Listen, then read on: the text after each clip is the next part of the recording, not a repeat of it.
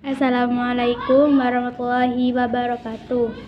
Perkenalkan, nama saya Anda Sulfiana Sari. Saya dari kelas 10 KL1, nomor absen 10. Saya di sini akan mempresentasikan tentang integrasi nasional dalam bingkai Bhinneka Tunggal Ika. Yang pertama yaitu kebinekaan bangsa Indonesia. Kebinekaan merupakan realitas bangsa yang tidak dapat dipungkiri keberadaannya untuk mendorong terciptanya perdamaian dalam kehidupan bangsa dan negara.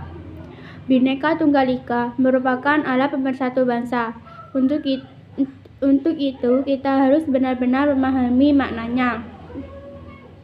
Selain semboyan tersebut, negara juga memiliki alat-alat pemersatu bangsa sebagai berikut.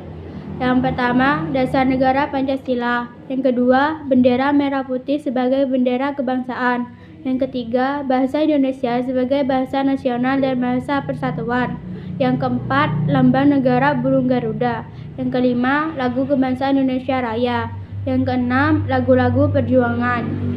B. Pentingnya konsep integrasi nasional. Yang pertama, pengertian integrasi nasional. Integrasi nasional berasal dari dua kata, yaitu integrasi dan nasional. Integrasi berasal dari bahasa Inggris. Integrate artinya menyatupadukan, menggabungkan, mempersatukan. Dalam Kamus Besar Bahasa Indonesia, integrasi artinya pembauran hingga menjadi satu kesatuan yang bulat dan utuh. Kata nasional berasal dari bahasa Inggris yang artinya nation, bangsa. Dalam Kamus Besar Bahasa Indonesia, integrasi nasional mempunyai arti politis dan antropologis. A. Secara politis. Integrasi nasional secara politis berarti penyatuan berbagai kelompok budaya dan sosial dalam kesatuan wilayah nasional yang membentuk suatu identitas nasional. Yang B. Secara antropologis, yaitu integrasi nasional secara antropologis berarti proses penyesuaian di antara unsur-unsur kebudayaan yang berbeda sehingga keserasian fungsi dalam kehidupan bermasyarakat. 2. Syarat integrasi. Syarat keberhasilan suatu integrasi di suatu negara adalah sebagai berikut. 1. Anggota-anggota masyarakat merasa bahwa mereka berhasil saling mengisi kebutuhan-kebutuhan antara satu dan lainnya. Yang kedua, terciptanya kesepakatan atau konsensus bersama mengenai norma-norma dan nilai-nilai sosial yang dilestarikan dan dijadikan pedoman. Yang ketiga, norma-norma dan nilai-nilai sosial dijadikan aturan baku dalam melangsungkan proses integrasi sosial. C. Faktor-faktor pembentuk integrasi nasional. Yang A. Faktor pembentuk integrasi nasional.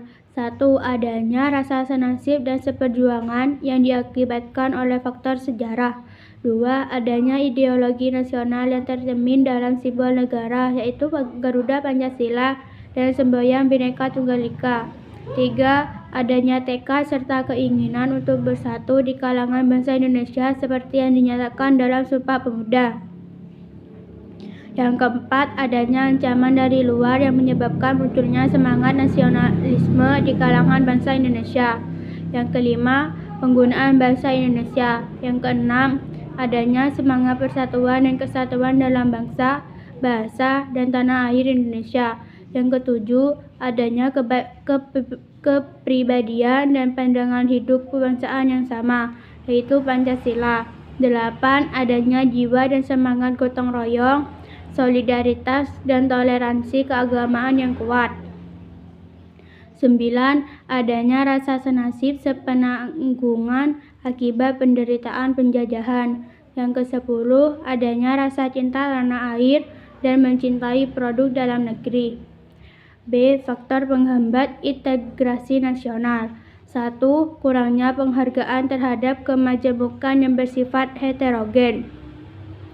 Yang kedua, kurangnya toleransi antar golongan. Yang ketiga, kurangnya kesadaran dari masyarakat Indonesia terhadap ancaman dari gangguan dari luar. Yang keempat, adanya ketidakpuasan terhadap ketimpangan dan ketidakmerataan hasil-hasil pembangunan. Upaya untuk mencapai integrasi nasional dapat dilakukan secara menjaga keselarasan antar budaya. Hal itu dapat terwujud jika ada peran serta pemerintah dan partisipasi masyarakat dalam proses integrasi nasional. D. Tantangan dalam menjaga keutuhan NKRI.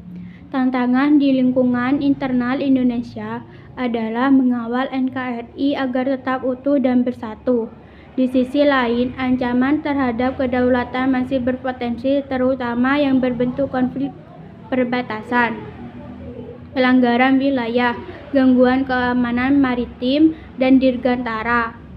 Gangguan keamanan di wilayah perbatasan berupa pelintas batas secara ilegal, kegiatan penyelundupan senjata dan bahan peledak, masalah separatisme, pengawasan pulau-pulau kecil tertular, ancaman terorisme dalam negeri, dan sebagainya.